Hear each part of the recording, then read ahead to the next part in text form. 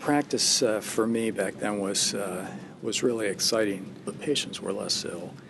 The finances were not an issue. Reimbursement was adequate. In fact, we often had overreach where we would take that and put it into the lab. So we had startup money for projects, stuff that really doesn't happen today. So I think in some ways it was a much simpler way of life, so to speak. Doug Matisse and I had the assignment from the 50th Anniversary Committee to write a section on the annual meeting.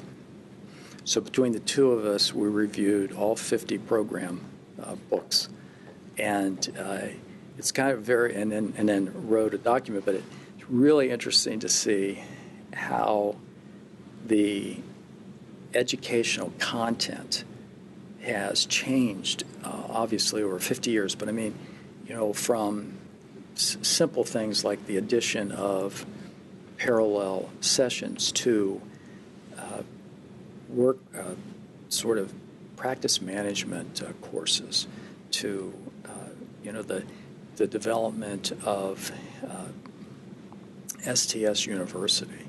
And then the other part of it is TechCon. So it has practical, it has future, and then it has scientific presentations that I would think if you really avail yourself of it, you should come out at the end of the time at the STS meeting with certainly an increased knowledge of what you came in with.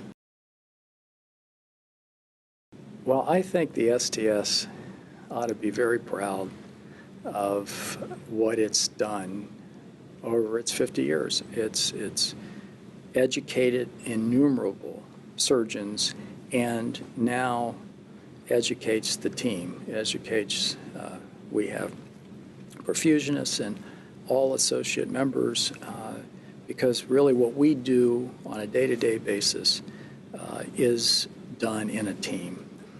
And the other thing I think is that I really feel very encouraged that our specialty is in great shape from a point of view of the young surgeons coming out.